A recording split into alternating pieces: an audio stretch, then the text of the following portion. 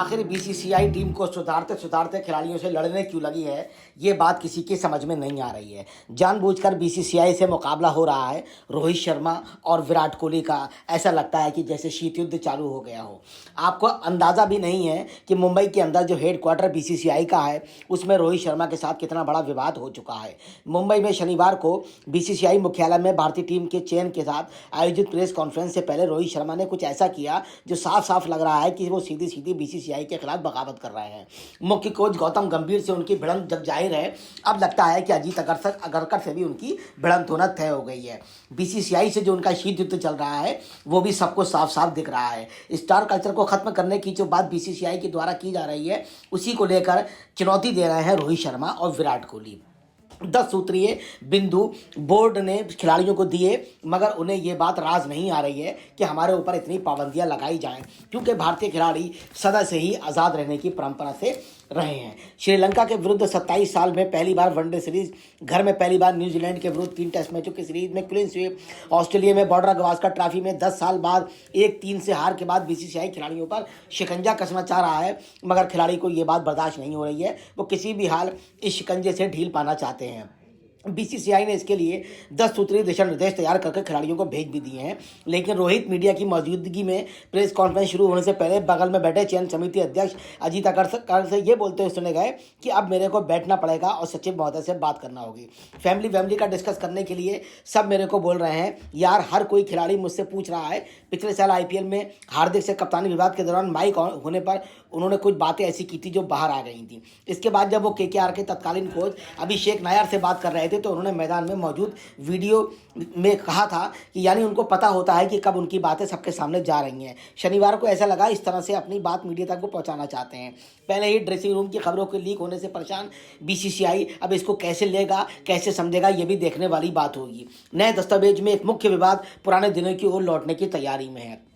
परिवारों को 45 दिन या उससे ज़्यादा के दौरों पर केवल 14 दिन के लिए अनुमति दी जाती थी। किसी भी बदलाव के लिए कोच गंभीर की मंजूरी की आवश्यकता होगी। माइक्रोफोन पर कुछ और बोलने वाले रोहित से जब दिशा निर्देशों के बारे में पूछा गया, तो वो पलटी मार गए। उन्होंने कहा, इन नियमों के बारे में किसने बताया? क्या ये बीसीसीआई के आधिकारिक हैंडल से आया है? इसे आधिकारिक तौर पर आने दीजिए, तब बात करेंगे। हालांकि अगरकर ने बात की और इसे स्वीकार किया कि मसौदा तैयार किया गया है। अगर पूछा गया कि आखिर क्या गलत हुआ कि T20 विश्व कप जीतने के 6 महीने के अंदर बीसीसीआई को उन्हीं खिलाड़ी के साथ एक यात्रा नीति दस्तावेज की आवश्यकता पड़ गई, जिन खिलाड़ियों के लिए पूरा बीसीसीआई पलक पावड़े बिछाकर स्वागत के लिए तैयार बैठा था। ऑस्ट्रेलिया की हार पर चर्चा करने वाले समीक्षा समिति की बैठक का हिस्सा रहे अगरकर ने कहा, अगर हम इस बात पर करते रहेंगे तो शायद ये चर्चा जारी रहेगी। उन्होंने कहा, मुझे लगता है हर टीम के कुछ नियम होते हैं।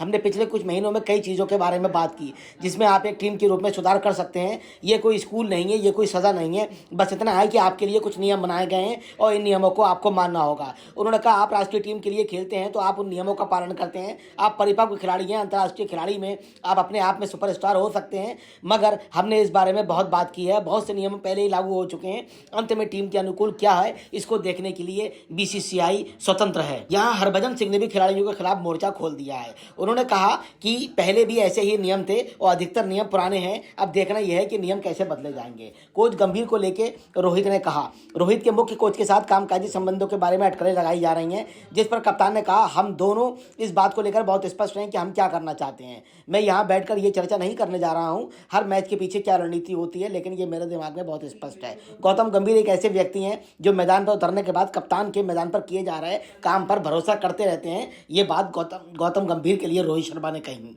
अब महत्वपूर्ण बात यह है कि रोहित के साथ बीसीसीआई का टकराव, रोहित पूरी टीम की बात कर रहे हैं, अगरकर से भी लड़ने को तैयार है और बीसीसीआई से भी टकराव के लिए तैयार है। ये बात सीनियर खिलाड़ियों को नहीं भा रही है जो बीसीसीआई ने नियम बनाए हैं। इसमें खास तौर पर रोहित शर्मा और खास तौर पर गंभीर और साथ में विराट कोहली और उनके साथी बल्लेबाज। रोहित ने इन सबकी कमान अकेले संभाल ली है। रोहित के साथ इस मामले में गंभीर भी हो गए हैं, क्योंकि गंभीर पर भी बीसीसीआई ने बहुत सी सख्तियां लगा दी हैं। उनके मैनेजर और स्टाफ पर भी जाने पर रोक लगा ली है। जितना कष्ट गंभीर को है, उतना ही भारतीय टीम को भी है। और इस गंभीर का नेतृत्व और भारतीय टीम का नेतृत्व इस मसले पर स्पष्ट तौर पर अगर कोई कर रहा है तो रोहित शर्मा कर रहे हैं। इसलिए लड़ाई रोहित शर्मा वर्सेस बीसीसीआई हो गई है। अगरकर पूरी तरह से बीसीसीआई के पाले में खड़े हुए हैं।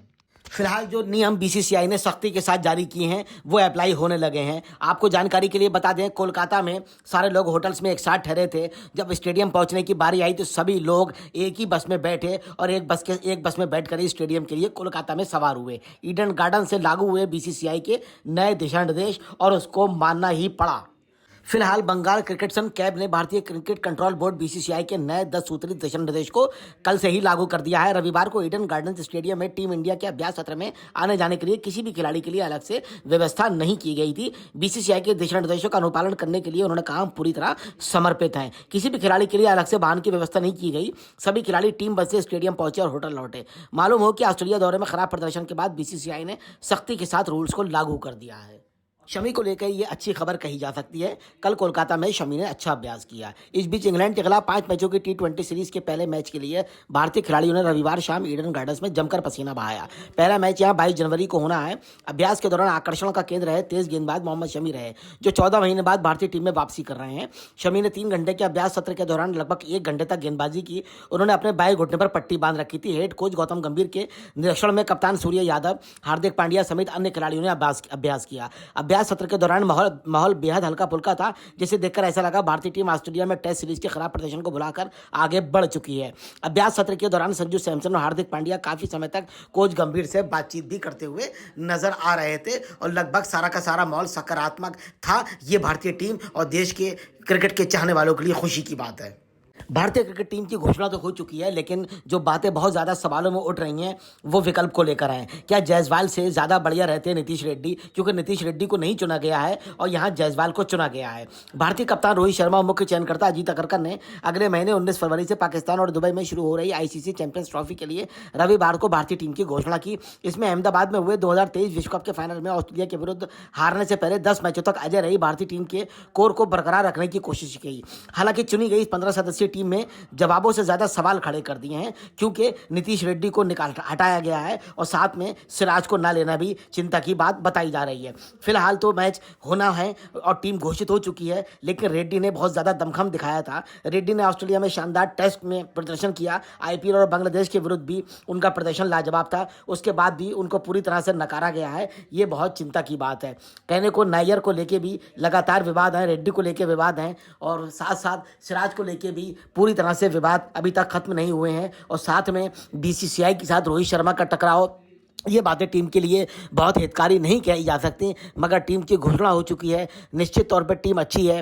पुरानी ओडीआई वाली टीम लगभग ली गई है। उसके बाद भी चिंता की लकीरें और जो समीक्षक हैं उनके चेहरों पर नजर आ रही हैं। कहीं ऐसा ना हो अगर टीम के साथ कोई बुरा अनहोनी हो जाए तो सारा का सारा दारोमदार मुख्य चयनकर्ता और बीसीसीआई पर फूटने की तैयारी। वहीं सुरेश रैना, भारत के पूर्व बल्लेबाज सुरेश रैना का भी मानना है कि China man spinner Kuldeep Yadav आगामी चैंपियंस ट्रॉफी में मध्य ओवर में टीम के लिए एक्स फैक्टर साबित होंगे। रैना ने रविवार को कहा, मैच के मध्य में सबसे महत्वपूर्ण खिलाड़ी जो थोड़ा बहुत दबाव डाल सकता है वो कुलदीप होंगे। उनके पास अलग तरह के एक्शन के साथ चकमा देने की भी हुनर है और निश्चित तौर पे भारतीय टीम कुलदीप के साथ अच्छा व्यवहार करेगी और अच्छा नेतृत्व देने का भी काम करेगी, ऐसी सुरेश रैना ने उम्मीद जताई है। फिलहाल हम भारतीय टीम, रोहित शर्मा और उनके लोगों से यही अनुरोध करेंगे कि सारे टकराव को खत्म करके देश की बात करें, टीम की चिंता करें और देश के जो करोड़ों क्रिकेट के चाहने वाले हैं उनकी चिंता करें, क्योंकि इतनी लंबी कई बार हार के बाद बहुत ही ज़्यादा प्रशंसक मायूस हैं। हमारी शुभकामनाएं आपके साथ हैं, आप एक हों और सारे मैच जीतें। जय हिंद, जय भारत।